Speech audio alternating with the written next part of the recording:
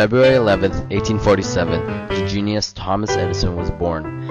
As a child, Edison was found as retarded because the teachers could not relate to him. His mother was more than happy to homeschool him, however. When Edison was 9, he was given a book, School of Natural Philosophy by R.G. Parker, that contained many experiments that fascinated him, having built a lab in the cellar.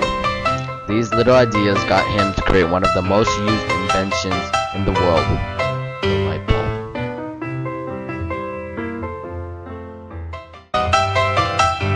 Electric vote recording machine, 1868, records the voices of the legislators. The electric vote recording machine was my first patent. A great idea. You flop. Oh well, I was only 21. I was working as a telegraph operator at the time, transmitting news from the state legislature. I remember thinking, Tom, this vote is going as slow as molasses on a cold day. Why not use the telegraph to speed things up? With my invention, votes were tallied automatically.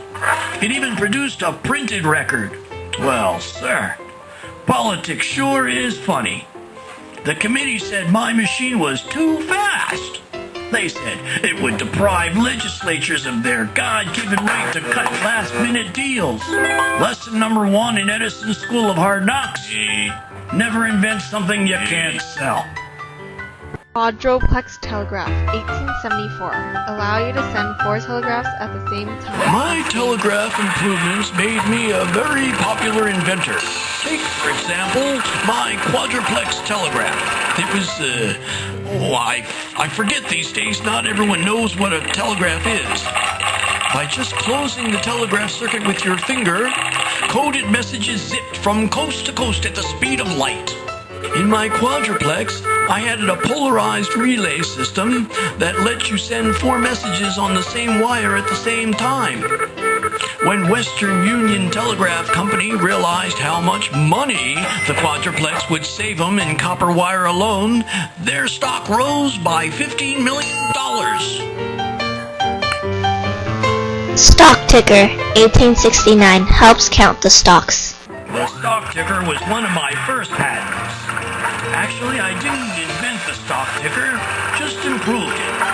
But this little machine gave me my first big break. I was new in town looking for a job.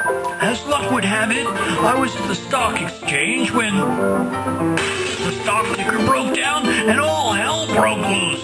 Well, old Tom never met a machine he couldn't fix. The owner of the company offered me a job on the spot. What's even better, when he found out that I had patented my own version of the stock ticker, he set my starting salary at $225 a month. Carbon button transmitter, 1877.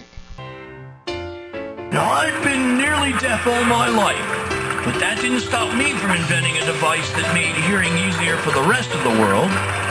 When Alexander Graham Bell invented the telephone in 1876, it was like an automobile with no gas and 2 flat tires, no sound quality, and if you tried to call somebody more than a few miles away, you couldn't hear a thing. Then, I came up with my carbon button transmitter and chalk receiver. They made the sound so clear even I could understand it. Bell fought me in the courts for a while, saying I had no right to market telephones independently. But all's fair in war and business. In the end, we joined forces and shared the profits. Power station, 1882, powers 10 blocks of lights. Light bulb, light bulb. Everybody blew a fuse over my light bulb. But there was so much more to do. Lighting fixtures, sockets, plugs, underground wires, generators, and meters.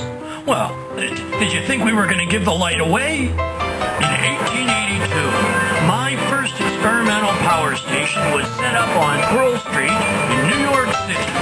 We started by lighting only 10 square blocks, but the right 10 blocks, the financial district.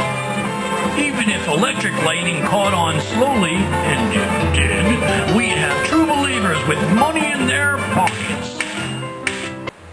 Phonograph, 1877. Recorded voices that were spoken into the mouthpiece. The phonograph was my favorite invention. Until I came up with it in 1877, no one had ever recorded music or any sound for that matter. The heart of the machine is a grooved cylinder.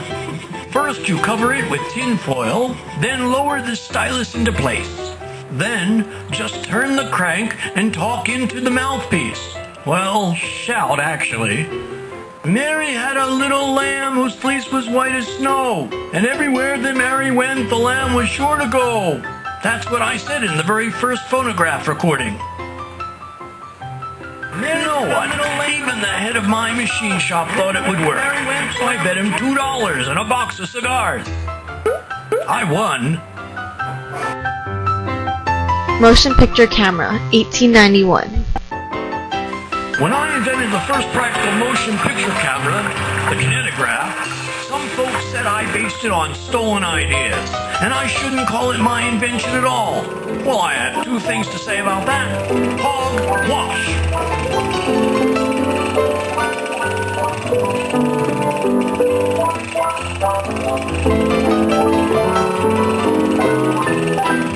The film advance mechanism of the kinetograph was completely new. No one had ever taken so many pictures so quickly from the same camera. That's what gave Edison films the look of life. You know, back in the early days, we never thought about projecting movies onto a screen. A magnifying glass was all you needed.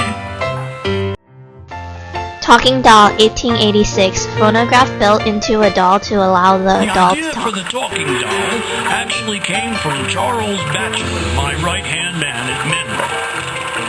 Never had much time for children, mine or anyone else's. But show me a child with a money-making idea, and I'll show you a child who has my undivided attention.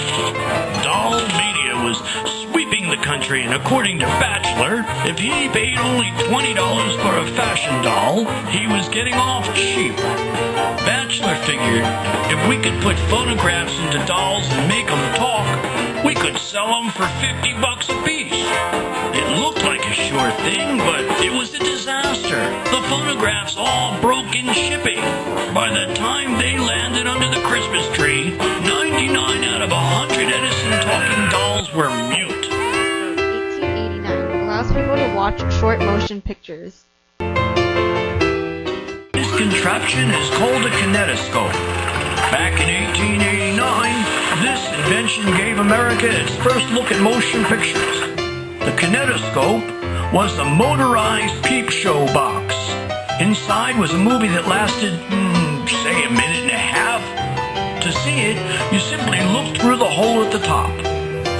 William Dixon, an employee of mine who collaborated with me on my motion picture inventions, said we should project motion pictures on a screen. But I figured if too many people could see a movie at one time, it'd be like killing the goose that laid the golden egg. We'd never make a dime.